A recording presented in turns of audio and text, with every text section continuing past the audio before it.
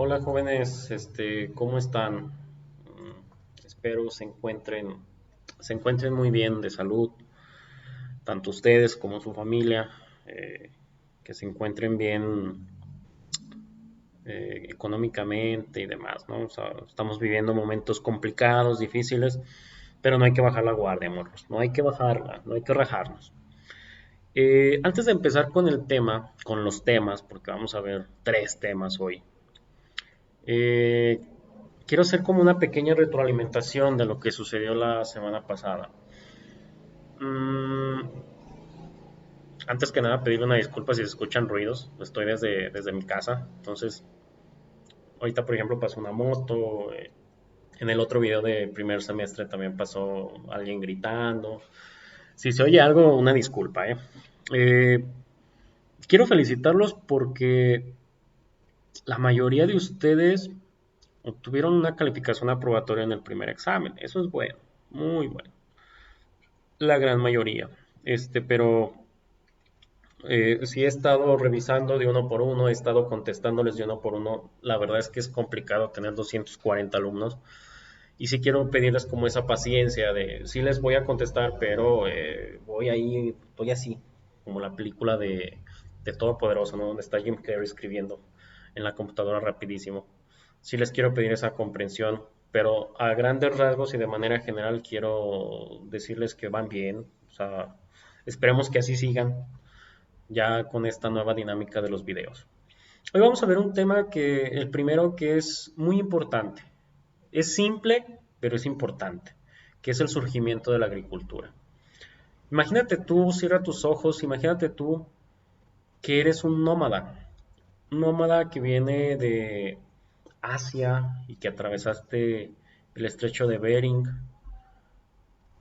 y vas caminando entre hielo, ¿no? Como la película de la era del hielo, vas caminando ahí entre grandes glaciares, lugares sin vegetación, sin animales.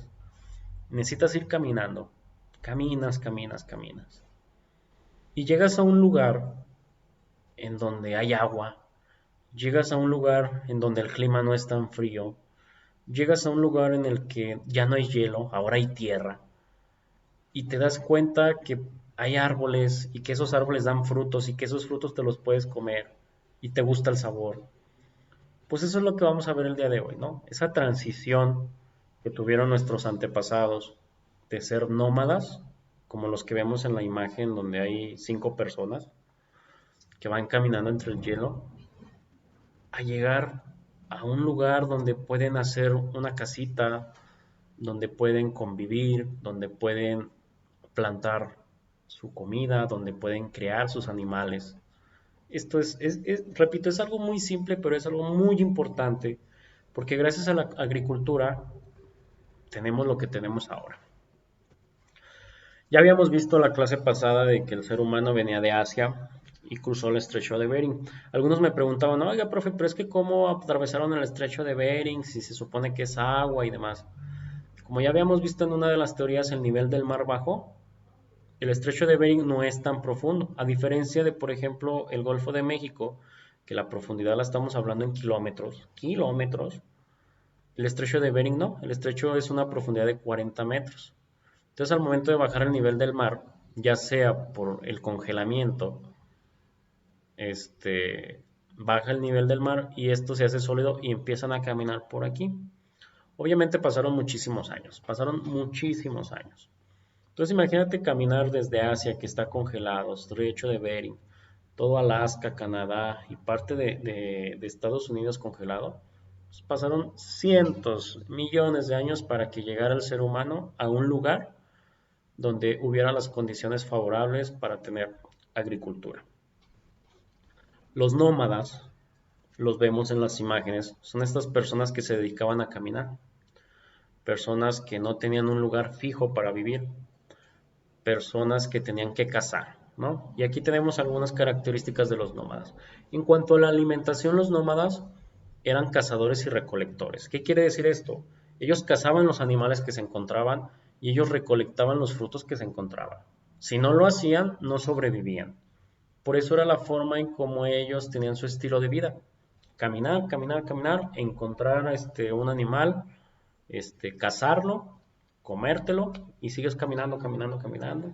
Y así era como se la llevaban. Las costumbres, ellos siempre realizaban armas, creaban armas, fabricaban y sobre todo lugar al que llegaban, lugar al que realizaban pinturas rupestres.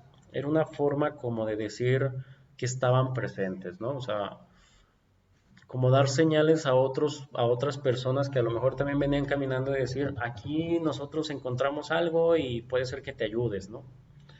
La sociedad, los nómadas se veían como familia, eran grupos pequeños de 5, 10, 15, 20 personas a lo mejor, y no importaba si había vínculo de sangre o no, ellos eran familia. Yo a veces me pongo a pensar, por ejemplo, en los cirqueros, los circos, que son personas que vienen de diferentes partes de la República o del mundo y se unen como familia y andan de ciudad en ciudad buscando el alimento. O sea, son unos nómadas modernos porque ellos buscan el alimento a través de su trabajo. Y si no tienen trabajo, no tienen alimento. Por eso es complicado en estos momentos de crisis para ellos, porque pocos lugares son los que ya tienen abiertos los cirqueros y hay otros que están sufriendo.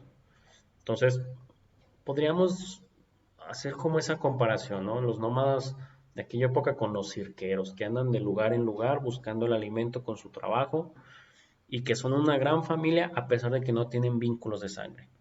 No había lenguaje, o sea, el lenguaje que había en aquella época era a través de gestos, a través de sonidos, a través de las manos, ¿no? De señalar cosas, de hacer caras, hacer muecas, de sonidos para llamar a grandes distancias.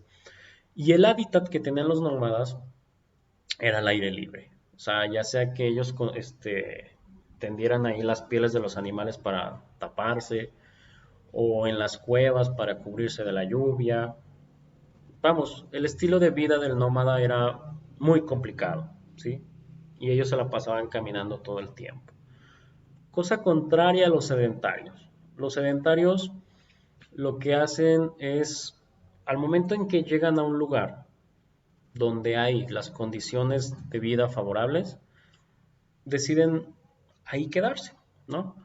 ¿Cuáles son los principales cambios a comparación de los nómadas? El primero es en la alimentación. El nómada llega a una región, podríamos decir, donde hay agua, donde hay árboles, y se da cuenta que ahí puede quedarse a vivir. Se da cuenta que los árboles siguen dando frutos, frutos, frutos, y que a lo mejor va a haber otros que por temporadas lo van a dar, y se da cuenta que siempre hay agua corriendo y agua limpia, y deciden quedarse ahí. En cuanto a la sociedad, hay un inicio de jerarquía, porque al quedarse estancados en un solo lugar, empieza a crecer la familia, ¿no? Empiezan a procrear hijos y se necesita que alguien le dé orden a esa comunidad. Por eso inician las jerarquías, ¿sí? Inicia quiénes son los que mandan, ¿no? Los hombres, al ser biológicamente diferentes a las mujeres y son más fuertes, pues los mandan a cazar, ¿no? Y a las mujeres las dejan atendiendo el hogar. Obvio, y escuchen bien, diferencias biológicas de aquella época, que todavía hay, pero estamos hablando de aquella época. Y el hábitat deja de ser la habitación una cueva y se convierten en pequeñas chozas. Se dan cuenta que a lo mejor si tumban un árbol que vea muy grande, empiezan a sacar madera y esa madera la empiezan a usar para construir sus casas. Entonces, es por eso que es tan importante la agricultura, porque la agricultura es la base de la formación de nuestras pequeñas ciudades. Si no hubiera existido la agricultura, si no hubiera existido un lugar con un clima favorable, difícilmente yo creo que hubieran sobrevivido y nosotros hubiéramos existido, ¿sí? Y esto nos lleva al siguiente tema, ¿no? Bueno, hay que recapitular, ¿no? La importancia de la agricultura. Los nómadas tenemos sus características muy, muy definidas, que eran personas que se la pasaban caminando, que se la pasaban cazando, recolectando su alimento, que vivían en cuevas y que siempre tenían la costumbre de hacer sus armas con piedras y palos. mientras que los sedentarios llegaron a lugares donde el clima era favorable, el clima era no muy extremo como en la parte norte del continente, donde había agua, donde había árboles, y decidieron quedarse en esos lugares. Empiezan a surgir las pequeñas comunidades, ya no eran familias que se la pasaban caminando, no, empiezan a surgir las pequeñas comunidades, empiezan a procrear hijos, demás, empiezan las jerarquías, empieza también a definirse bien el rol de cada persona dentro de la comunidad. Unos se dedicaban a la agricultura, otros se dedicaban a cazar, otros se dedicaban a la ganadería, otros se dedicaban a construir las chozas, otros se dedicaban a hacer de comer. O sea, cada quien tenía ya bien definido y sobre todo empiezan a construir sus propias casas, ya dejan de depender de las cuevas. Entonces, ya con el surgimiento de la agricultura y de la ganadería empiezan a surgir asentamientos de personas. Y al surgir asentamientos de personas, los historiadores se dieron cuenta que tenían que clasificar el territorio de nuestro país, tenían que hacer divisiones, ¿sí?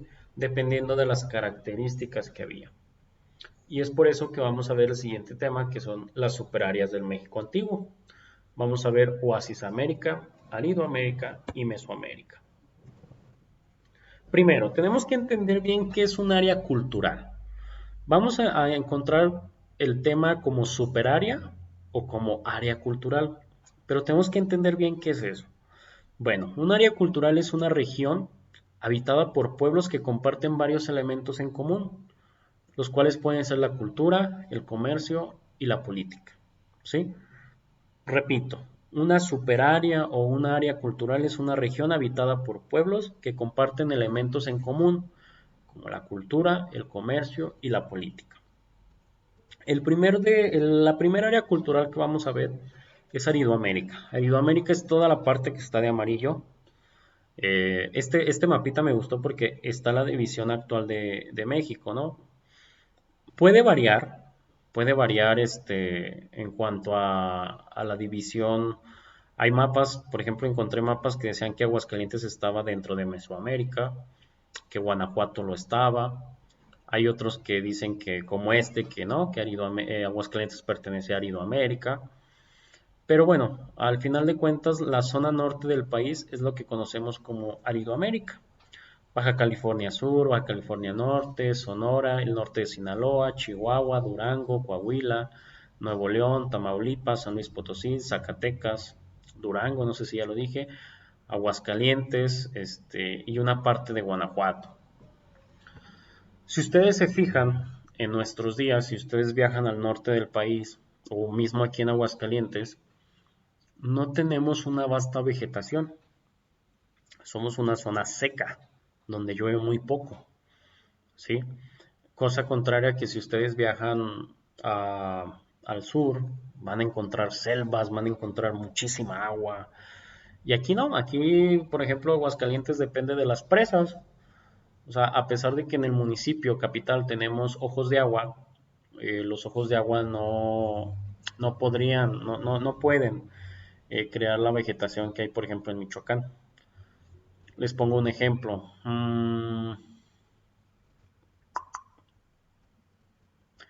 Si en alguna oportunidad tienen chance de visitar el Parque Nacional Barranca de Cupatizio, que está en Uruapan, se van a dar cuenta que hay un ojo de agua, que le llaman la rodilla del diablo. Y de ahí surge el agua, muchísima, no tienen idea. Y ese parque tiene muchísima vegetación, tiene agua que va a mucha presión, o sea, es agua que corre muy fuerte y que es agua cristalina. De verdad, si algún día tienen la oportunidad de viajar ahí, es el Parque Nacional Barranca de Cupatizio en Uruapan. Se van a poder dar cuenta más o menos de cómo era en aquella época, ¿no? O sea, un lugar con muchísima agua, con muchísima vegetación, que tiene alrededor de 40 fuentes naturales y, o sea, imagínense la presión del agua para alimentar 40 fuentes naturales, o sea, es padrísimo. Pero vienen aquí a Aguascalientes y vayan al Parque Héroes. Y el Parque Héroes, si no lo riegan, el Parque Héroes está seco. Van al Parque de la Pona, si no lo riegan, está seco. ¿sí? O sea, aquí no hay esa cantidad de agua como la hay en Michoacán, por ejemplo, para alimentar y hacer tantos árboles y demás. Tenemos zonas, por ejemplo, el Sabinal. En el Sabinal hay mucha agua, corre agua y hay grandes árboles. Pero bueno, son las características que podemos ver en nuestros días. Ahora, Aridoamérica, ¿qué características tiene? Generalmente no. Aridoamérica está en el norte del país, ¿sí? Es toda la zona del norte del país. Y sus habitantes estaban dedicados a la recolección y a la caza. Precisamente era lo que decíamos anteriormente, que al no existir condiciones favorables de clima, pues tenías que caminar y tenías que buscar tu alimento. El clima de Aridoamérica es seco, desértico, frío, extremo. En el día mucho calor, la noche mucho frío, tierra, o sea, demasiada tierra, pero tierra que no te sirve para cultivar cosas. O sea, pones una plantita y se te va a morir por el clima tan fuerte que hay, tan extremo. Y por lo tanto, a ese clima seco, desértico y frío, pues es imposible tener agricultura. Y principalmente los habitantes de Aridoamérica eran chichimecas y nómadas. Esos eran los habitantes de Aridoamérica, ¿no? Repetimos las características. Está ubicado en el norte del país, es toda la parte amarilla, ¿sí? Los habitantes están dedicados a la recolección y a la caza, porque no había lugares que ni siquiera había agua, o sea, era un lugar seco, era desierto. El clima es seco, muy extremo, frío, muy frío en la noche, muy caliente en el día. No había posibilidades de tener agricultura y principalmente estaba habitado por chichimecas y nómadas. El siguiente punto es Oasis América. Si se fijan en los nombres, fíjense en el nombre primero, Aridoamérica. Habla su primer parte, árido, habla de un lugar seco. Lo árido es seco, que no está húmedo. Y Oasis América habla de un oasis, ¿sí? Es toda la parte que está de moradito y hay otros puntitos, ¿no? Es la parte la parte norte de Chihuahua, del noreste de Sonora, hay otros pequeños puntitos en Baja California, en Coahuila hay otros puntos, en Nuevo México, Arizona, la Alta California, es donde se encuentra Oasis América.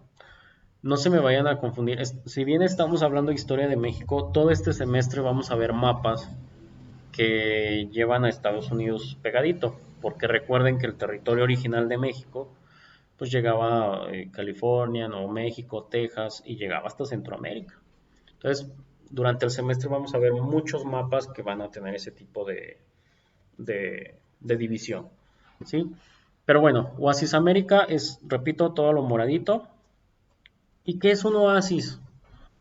Un oasis es lo que estamos viendo en las fotos. Un lugar que es seco, un lugar que es desértico, pero donde hay agua, donde hay muchísima agua y donde hay mucha vegetación, ¿sí? Las fotos, estas tres donde hay agua, son fotos actuales. También si tienen la oportunidad de visitarlo, háganlo. Es se me fue el avión. Es en Coahuila, Piedras Negras. Se me fue el avión. No recuerdo bien cómo se llama ahí ese lugar, pero es en Coahuila. Cuatro Ciénegas, Coahuila. Hay otro lugar, por ejemplo, Parras, que les presumo mi familia es de ese lugar, y que todo lo alrededor de Parras, todo, hagan de cuenta, es un municipio pequeño, pero todo el exterior es seco, es desierto, y el interior del municipio hay muchísima agua. Parras se dedica, su principal actividad es la creación de vinos, el cultivo de uvas, la creación de vinos, los nogales, que son unos árboles enormes, o sea, es hermoso, es un bosque enorme donde sale la nuez, donde salen los higos. Entonces, Si tienen chance, de verdad, vayan y darse una vuelta. O sea, en algún momento de nuestra vida tenemos que conocer ese tipo de lugares donde hay desierto, donde hay clima seco, caluroso, pero hay agua y agua fresca. El agua es muy fresca en aquellas zonas. Y esta de acá es en Chihuahua. Si se fijan, también es seco, hay desierto. Si bien no hay agua, hay vegetación. Entonces, ¿cuáles son las características del Oasis América? Que las condiciones climáticas son favorables, porque hay presencia de agua y de vegetación. El problema que había es que si bien hay agua y hay vegetación, la tierra no es propensa para agricultura. No puedes llegar y ponerte a cultivar maíz, no puedes llegar y ponerte a cultivar calabazas, ¿no? Porque es arena, no es tierra para cultivo. Entonces, estos lugares, Oasis América, se convertían en lugares de paso, porque no se podía construir también en los alrededores. Al ser arena, era un terreno muy poco confiable para construir, ¿sí? O sea, se caerían las chozas. Entonces, de hecho, yo me acuerdo cuando veía el año pasado, cuando di esta clase, yo les decía a sus compañeros que ahora están en quinto, cuando a mí me dieron esta clase en la secundaria, que fue la última vez que tuve clases de historia en la secundaria, no mencionaban Oasis América. Los libros solamente se quedaban con Aridoamérica y Mesoamérica. Con el paso de los años, pues se vio la necesidad de hacer esa otra zona, porque vean, es que son condiciones diferentes al desierto, ¿no? Son condiciones diferentes a Aridoamérica. Aquí sí hay agua, aquí sí hay vegetación. La única diferencia es que eran lugares de paso, o sea, no se quedaban ahí los pobladores ni nada.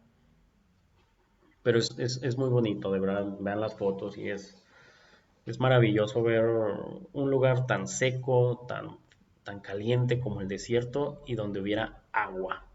De verdad, tengan la oportunidad de ir. Dense un chance de ir. No, no todo en la vida son las playas, ¿eh? Hay cosas más padres en México. Y ahora vamos a ver lo que es Mesoamérica. Mesoamérica, que es la parte del centro del país hacia abajo, ¿no? Aquí, si se fijan lo que les comentaba en el otro mapita, si se fijaban, Aridoamérica cubría Aguascalientes, en este mapa no. En este mapa cubre lo que es una parte de Sinaloa, Nayarit, Jalisco, Michoacán, Hidalgo, Guerrero, Oaxaca, Puebla, Veracruz, Tabasco, Chiapas, Quintana Roo, Yucatán. Y esto era lo que les decía, vamos a ver mapas donde van a incluir Centroamérica, ¿no? Guatemala, Belice, El Salvador. Mesoamérica es un lugar con mucha agua, con mucha vegetación. También ya les puse hace rato el ejemplo del Parque Nacional en Uruapan, donde hay mucha vegetación, donde hay mucha agua. Y, y esto ayuda entender, a entender por qué fue tan importante el surgimiento de la agricultura y por qué fue tan importante encontrar lugares que tuvieran mejores condiciones climáticas. Mesoamérica, a diferencia de Iridoamérica, tenía una condición climática más agradable. Las temperaturas no eran tan extremas, ¿sí? Y de hecho siguen siendo. Ustedes vayan ahorita al norte del país y el norte del país andan arriba de los 40 grados centígrados. Y llegas aquí a Aguascalientes o te vas más al sur y la temperatura anda en no más de 30 grados. Aquí en Aguascalientes llegamos a 30 grados centígrados y estamos todos de, ay, qué calor hace, y demás, sudando y demás. Nah, o sea, 30 grados centígrados en el norte es la gloria, ¿sí? Entonces, Mesoamérica tiene eso, mejores condiciones climáticas, mejores condiciones de suelo. Hay una tierra y la tierra es húmeda y la tierra es benéfica para plantar, para cosechar y hay agua. Y gracias a eso surge la agricultura. Por lo tanto, al surgir la agricultura, ya lo decíamos hace rato, dejan de ser grupos nómadas e inician la construcción de pequeñas poblaciones. Pero con todo esto surgen algunas necesidades y surgen algunas creencias, algunas costumbres. Una de ellas es la religión. En Mesoamérica, al tener ya asentamientos de población, empieza a surgir la religión. Hay una religión politeísta. La religión politeísta es donde hay diferentes divinidades: el dios del agua, el dios del sol, el dios de la luna, el dios de la tierra, qué sé yo, ¿no? Y empiezan a hacer grandes construcciones con fines ceremoniales. Las grandes construcciones que conocemos, Teotihuacán, Monte Albán, Palenque, Chichen Itzá, eran construcciones ceremoniales, ¿sí?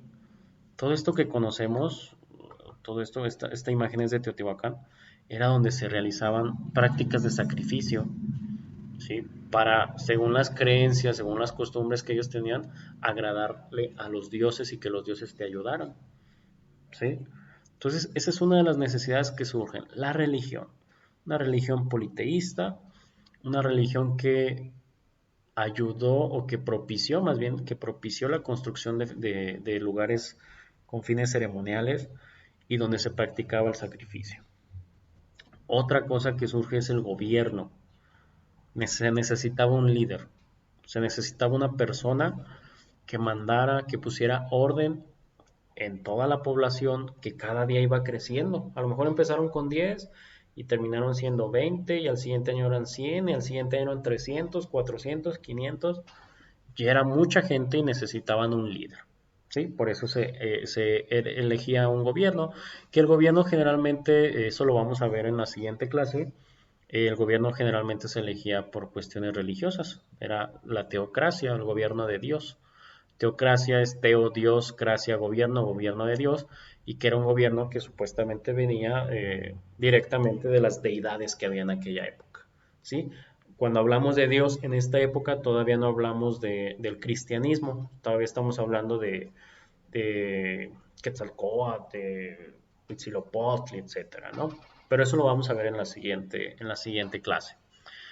Y al surgir diferentes poblaciones en Mesoamérica, también empiezan a surgir choques, empiezan a surgir problemas y se necesitaba no solamente un líder, sino también a un ejército que defendiera la población que representaba, ¿no? Pero también surgía algo, con la agricultura surgía la economía. ¿Por qué? La economía, lo vemos en las imágenes, empezaron a surgir intercambio de productos a través del trueque, ¿no? A lo mejor decía alguien, ¿sabes qué? Yo tengo cinco elotes y tú tienes dos puños de frijol, te cambio los 5 elotes por frijol. Y ese es un trueque, un intercambio de productos. Había mayores cultivos, ya había mercados, y al haber mayores cultivos había mercados y había creación de sistemas de numeración y calendarios. ¿Qué quiere decir esto? Como lo habíamos visto anteriormente, cada quien tenía su fin, cada quien tenía lo que tenía que hacer en la comunidad, ¿sí? Entonces, de tal forma que a lo mejor surgía la familia, me lo estoy inventando, los nombres, surgía la familia Pérez, y los Pérez están especializados en hacer cultivos de maíz.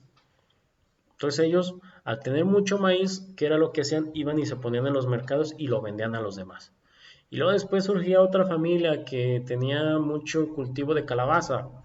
Igual, iban a los mercados, intercambiaban los productos y ya se hacía esta cuestión económica. También hay que tener en cuenta que no había monedas, no había dinero, como lo conocemos ahora, pero sí había semillas que ellos se daban cuenta que al molerlas sabían rico. Esas semillas son el cacao. El cacao se convirtió en la moneda de cambio para el intercambio de productos, ¿no? O sea, ¿sabes qué? No tengo maíz para poder adquirir tus calabazas, pero tengo cacao, tengo 3 semillas de cacao. ¿Cómo ves si me las cambias por esa calabaza? Al final del día, a pesar de que la moneda era el cacao, las semillas del cacao, seguía siendo un